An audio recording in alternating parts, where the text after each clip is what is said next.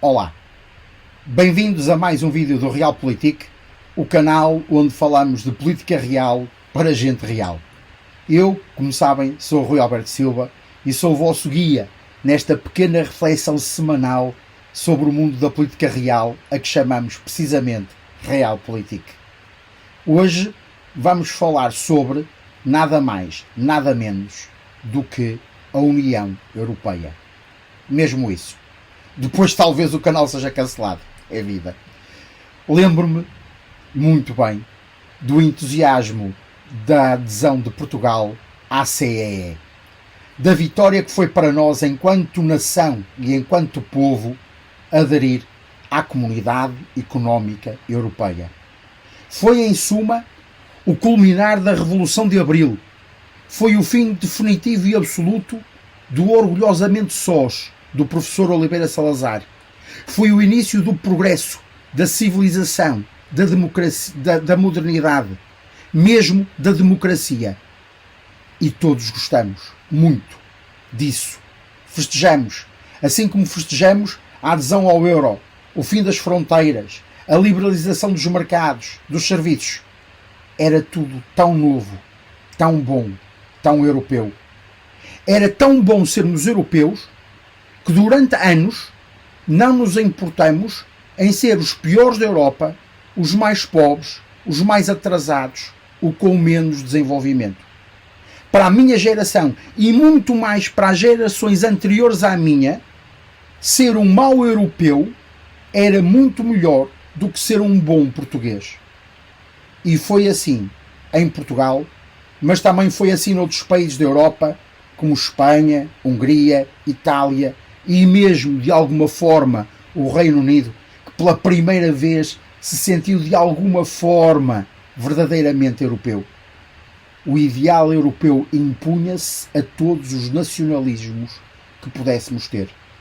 Voltar ao isolamento anterior não era, pura e simplesmente, opção, ao ponto de até merecer sacrifícios de imposições de cotas, restrições de mercados, perdas de competitividade, cedências de soberania. Merecia porque sabíamos para onde não queríamos voltar. Porque víamos as autoestradas, os comboios de alta velocidade, os faraónicos edifícios como o Centro Cultural de Belém, as universidades, betão a rodos, euro aos molhos, tudo vindo da Europa, fonte inesgotável de riqueza, de progresso, que dava tudo e que não pedia nada em troca. Achavam quase todos. Mas o tempo passa, o tempo consome, o tempo tudo dissolve e o tempo tudo esclarece. A memória começou a perder-se com as novas gerações. E a Europa generosa começou a ser Europa cobradora. Por isso, a minha geração e as gerações anteriores à minha têm de se começar a colocar algumas questões de forma séria e de forma frontal. De que vale? Quais as vantagens do projeto europeu para quem nunca viveu só e isolado no mais ocidental e remoto torrão da vasta Europa? O que são os ideais europeus para quem já nasceu na Europa? Quais as vantagens, qual a razão dos sacrifícios da União para quem nunca soube o que é viver separado de tudo e de todos? E é precisamente esse desconhecimento do que foi antes que afasta as novas gerações da Europa e do ideal europeu que é hoje. Para quem nasceu depois da integração, a Europa são os senhores na Alemanha, na França e na Bélgica a decidir a vida de todos, normalmente sem nada bom que se veja. São as troicas, as taxas de juro, as imposições, as ordens, a crise e, atualmente, o aumento de combustíveis, o envolvimento na guerra e sempre essa palavra, austeridade. A Europa é aquela figura quase em modelo Disney do vilão chato, do opressor caduco, do tirano distante, indiferentes, reles, que se não fosse tão sádico, seria patético e cómico. E para quem não sabe a origem de tudo, isto é humilhante, desprestigiante e vergonhoso. A Europa, a União Europeia e os seus dirigentes governam e administram como sendo donos da razão, do certo e da verdade. Pensam, ordenam, executam, escudados no ideal europeu, que por ser tão válido e acham eles que ninguém pode contestar. Sentem que o que defendem é tão válido e necessário que não têm sequer a necessidade de se justificar, fundamentar as suas ideias, as suas decisões e as suas opções. Úrsulas e Christines falam com autoridade sacerdotisas que protegem o santo dos santos europeu, a quem todos devemos as bênçãos e benesses do europeísmo e dos seus dogmas, que, como todos os dogmas, são incontestáveis, irrefutáveis e inquestionáveis.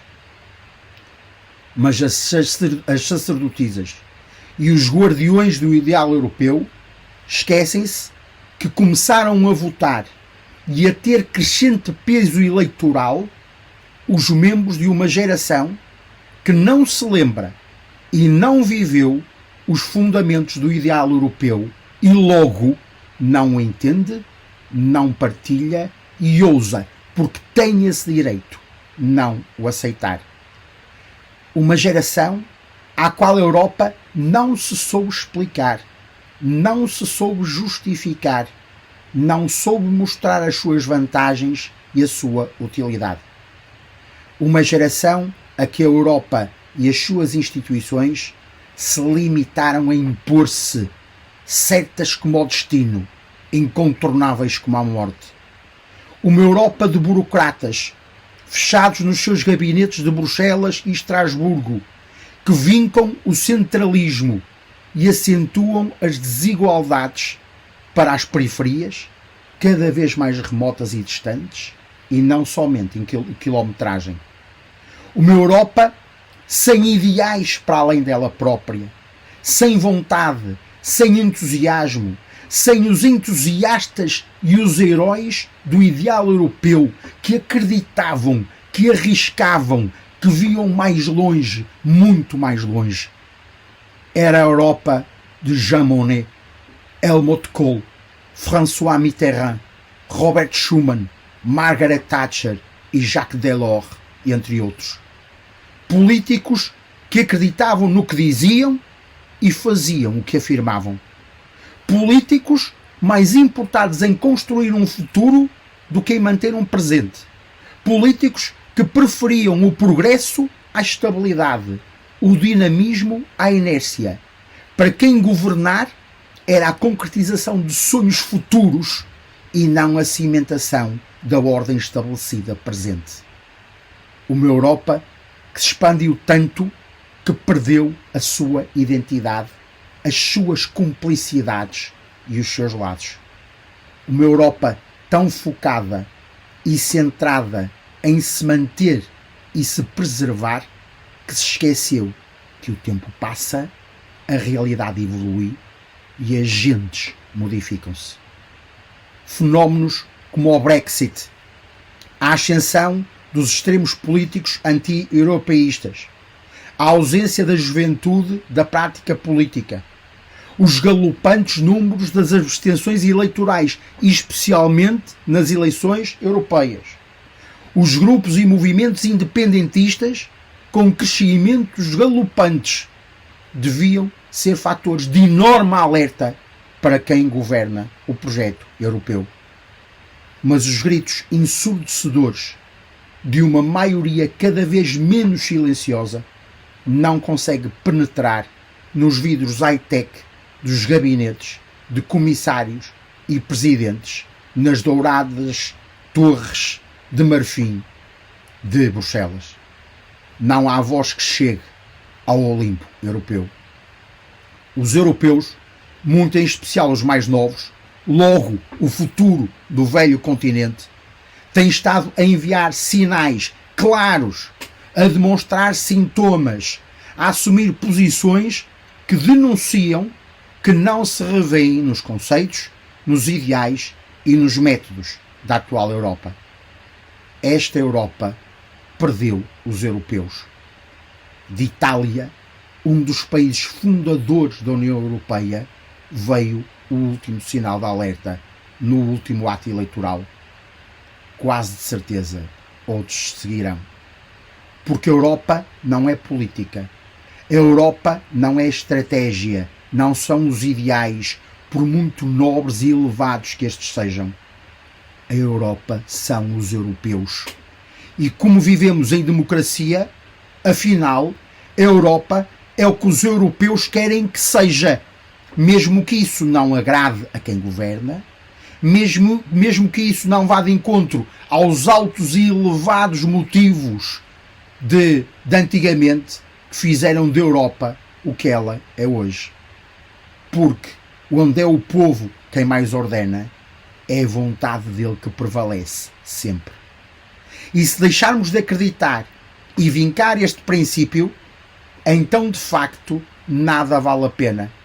Nem essa Europa que sonhamos e que hoje parece já não existir. Deixo nos comentários deste vídeo o link para algumas obras de referência que acho fundamentais para quem se interessa pelo fenómeno político e tudo o que o envolve. São obras que aprofundam o que aqui conversamos hoje e que nos ajudam a pensar, a conhecer e a melhorar a nossa perspectiva.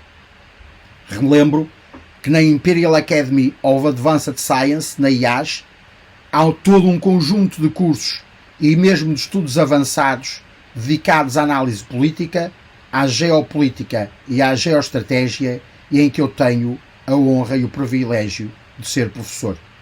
O link para esse programa está nos comentários deste vídeo também. Afinal, convém saber, para que possamos atuar com base nisso, como são de facto tomadas as decisões e o que esperar ou não de tudo o que nos prometem. Por isso, ter formação em política, tanto para quem está no setor público como privado, tanto como quem está nos mercados nacionais como nos internacionais, é muito mais que uma utilidade. É atualmente uma absoluta necessidade. Pensem nisso e vejam o programa de formação da IAS em Geopolítica. E assim ficamos por aqui esta semana. Não se esqueçam de subscrever este canal se quiserem continuar a ouvir as minhas opiniões e poucos conhecimentos sobre política, estratégia e diplomacia. E se acharem que o vídeo vos foi útil, ponham um like, que dá muito jeito para a promoção do canal. E assim sendo, até para a semana.